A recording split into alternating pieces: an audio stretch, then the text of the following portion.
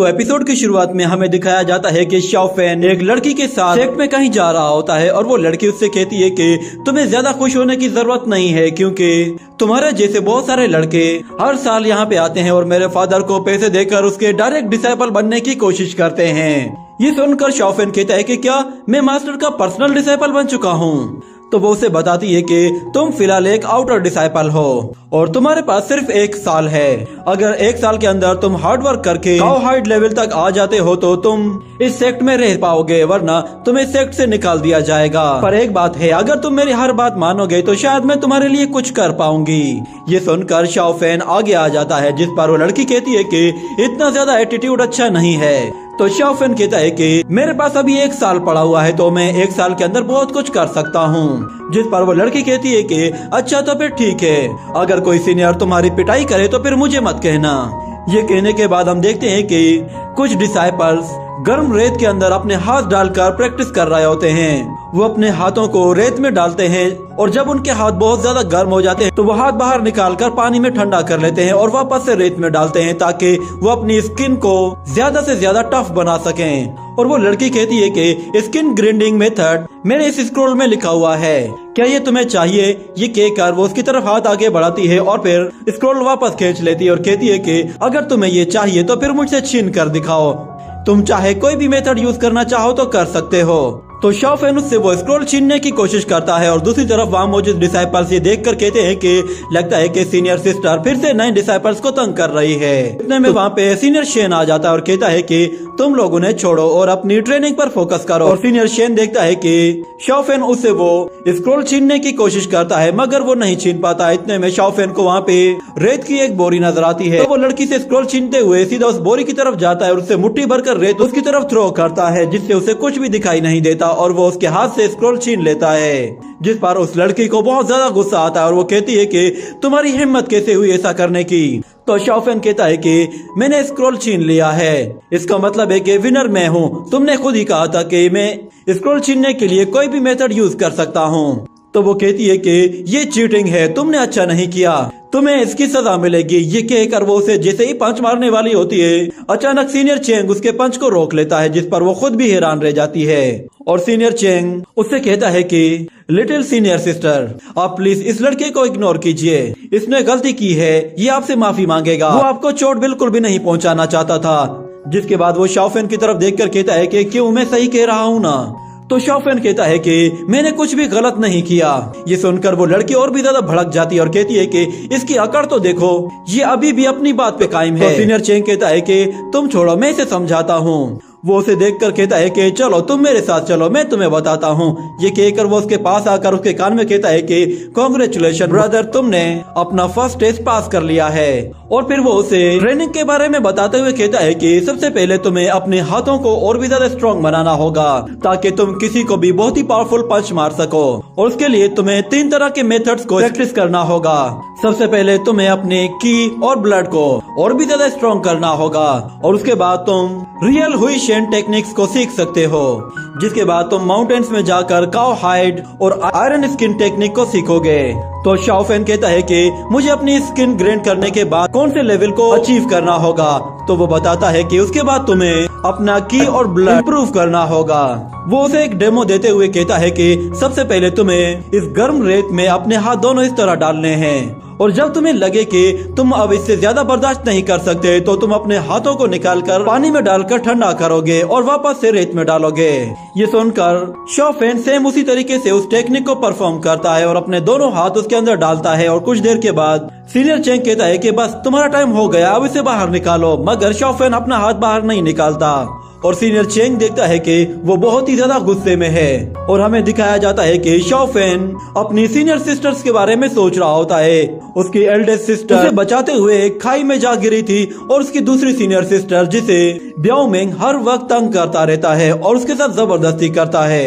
शाओफेन की यह हालत देखकर सीनियर चेंग भी हैरान रह जाता है और कहता है कि लगता है कि इस लड़के ने अपने अंदर बहुत ज्यादा गुस्सा दबा के रखा है, ये आगे चल के इसके बहुत काम आएगा। इतने में हम लोग देखते हैं कि सेक्ट मास्टर वहाँ पे अपने डिसाइपल्स के साथ पहुँच जाता है और मास्टर की बेटी वहाँ पे आते ही कहती है कि फादर ये देखें, इस लड़के ने ही वो हरकत की है, इसने मेरी आंखों में रेत डाली है। और उसका फादर शाओफेन की तरफ देखता है। सीनियर चेंग उसकी तारीफें कर रहा होता है, जिस पर मास्टर भी बहुत खुश होता है और कहता है कि ये लड़का सच में बहुत ही टफ है। और वो अपनी बेटी से कहता है कि तुम्हें हर वक्त यहाँ लोगों को तंग करने के अलावा और कोई काम नहीं है क्या? जिस पर वो लड़की गुस्से में आकर कहती है कि लगता है कि आप तो मुझसे प्यार ही नहीं करते। ये कहकर वो उसके हाथ में मौजूद एक छोटी सी डब्बी छीन लेती है। और दूसरी तरफ सीनियर चेंग शॉफेन को लेकर एक कैंटीन में आता है जहाँ पे लोग खाना खा रहे होते हैं। और सीनियर चेंग उसे बताता है कि यहाँ पे तुम्हें हर रोज अलग अलग तरह का खाना मिलेगा, मगर उसके साथ साथ तुम्हें यहाँ पे एक फ्रेश मीट का भी एक छोटा सा पीस मिलेगा। वो दोनों एक जगह जाकर खाने के लिए बैठ जाते हैं जहाँ पे शॉफेन खाना खाना शुरू करता है। और वो जैसे ही एक छोटा सा मीट का पीस उठाकर खाता है तो उसका टेस्ट फील करके ही वो हैरान हो जाता है। और फिर अचानक से उसे कुछ होना शुरू हो जाता है, जिस पर उसे चक्कर आने लगते हैं। उसकी दिल की धड़कन बहुत ज्यादा तेज हो जाती है, किसी की भी आवाज सुनाई नहीं दे रही थी। और हमें दिखाया जाता है कि वो मीट असल में उसकी बॉडी में डिसॉल्व होकर उसके उस ब्लू स्टोन में एब्जॉर्ब हो जाता है, जिसके बाद उसकी एनर्जी बहुत ज्यादा बढ़ जाती है। ये देखकर शॉफेन बहुत खुश होता है और कहता है कि इस एक छोटे से पीस ने मेरी स्ट्रेंथ को इतना ज्यादा बढ़ा दिया है। अगर मैं हर रोज पीस खाता रहूंगा तो फिर इस तरह तो मुझे बहुत टाइम लग जाएगा। वो सीनियर चेंग से कहता है कि मैं इस तरह का कोई मीट पीस बाहर से परचेज कर सकता हूँ? तो सीनियर चेंग कहता है कि नहीं, ये एक स्पेशल मीट पीस है जो कि सेक्ट में एक खास तरह से बनाया जाता है। अगर तुम ये बाहर से खरीदोगे तो तुम्हें ये शहर में मिलेगा, मगर वहाँ पे ये बहुत महंगा है। इतना महंगा है कि ये हमारे 2 महीने के खाने के खर्च के बराबर होगा। ये सुनकर शॉफेन भी हैरान हो जाता है और कहता है कि क्या इतना महंगा? जिसके बाद ये सीन यहीं पे कट होता है। अगले सीन में हम लोग देखते हैं कि शॉफेन कंटिन्यूसली कई महीने तक अपनी ट्रेनिंग करता रहता है और मीट पीस से अपनी एनर्जी को भी बढ़ाता जाता है। और देखते ही देखते उसे वहाँ पे 7 महीने गुजर जाते हैं, जिसके बाद शॉफेन पहले के मुकाबले में बहुत ज्यादा स्ट्रॉन्ग हो जाता है और उसने स्किन ग्रिंट लेवल को भी अब मास्टर कर लिया था।